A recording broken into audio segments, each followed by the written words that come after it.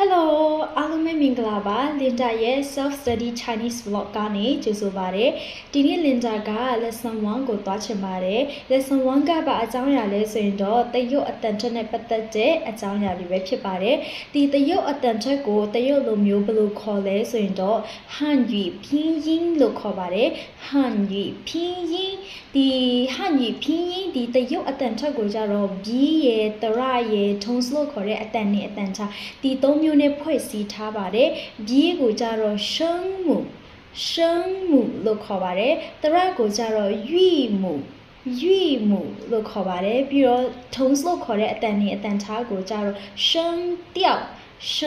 调လို့ခေါ်ပါတယ်ဒီသုံးမျိုးကိုလုံးဝပိုင်နေကျွမ်းကျင်ထားဖို့အရေးကြီးတယ်ပေါ့နော်ဘာဖြစ်လို့လဲဆိုရင်တော့တရုတ်စာတွေကိုအတန်ထွက်ဖတ်တော့မယ်ဆိုရင်အတန်ထွက်မှန်ကန်ဖို့လိုတယ်ပြည်ပြင်းဖို့လိုတယ်ဒီသုံးမျိုးကိုလုံးဝပိုင်နေကျွမ်းကျင်ထားမယ်ဆိုရင်ပြည်ပြင်းနိုင်တယ်မှန်ကန်နိုင်တယ်ဒါကြောင့်ဒီနေ့ဒီသုံးမျိုးထဲကအနက်လင်ဒါက B ကိုအရင်ဆုံးလေ့လာချင်ပါတယ်လင်ဒါနဲ့တူတူလေ့လာကြည့်လိုက်ရအောင်နော်ကဲဒီနေ့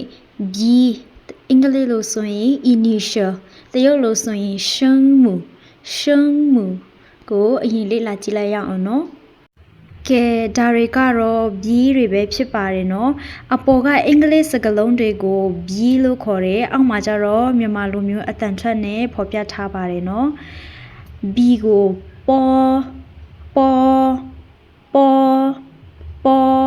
P ကိုဖော M ကိုမော F ကို for အနောက်ကဖောရဲ့နောက်မှာ F ကွင်းစကွင်းပိတ်နဲ့ရေးထားတယ်ပေါ့အဲ့ဒါကကျတော့ F အတန်နဲ့ထွက်ရမယ်လို့ပြောချင်တာပါ F for D ကိုကျတော့the T ကိုကြတော့th N ကိုကြတော့ n L ကိုကြတော့ l G ရယ် K ရယ် H ရယ်ကိုကြတော့ဝမ်ကောက်တန်နဲ့ဆိုရမယ်နော် G ကိုကြတော့k K ကိုကြတော့ခ H ကိုကြတော့ဟ J ကိုကြတော့ကြီး Q ကိုကြတော့ချီ X ကိုကြတော့ရှီ Z ရယ် C ရယ် S ဒီသုံးလုံးကိုကြတော့တွားကြတန်နဲ့ဆိုရမယ်နော် Z ကို Z C ကို S ကို S ZH ရယ် CH ရယ် SH ရယ် R ရယ်ဒီလေးလုံးကိုကြတော့ရှာကိုအပေါ်သွားအနောက်ထိ၍ဖတ်ရပါမယ်နော်ဆိုတော့ ZH ကို CH ကိုကြတော့ SH ကိုကြတော့ R ကိုကြတော့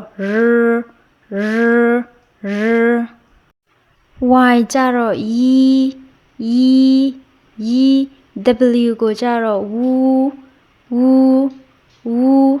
ဒါတွေကတော့ B တွေပဲဖြစ်ပါတယ် B တွေကတော့ဒီလောက်ပါပဲเนาะကဲအစနေပြီးတော့ပြန်ပြီးတော့ဖတ်ရမယ်ဆိုရင်ပေါ်ဖောမော for the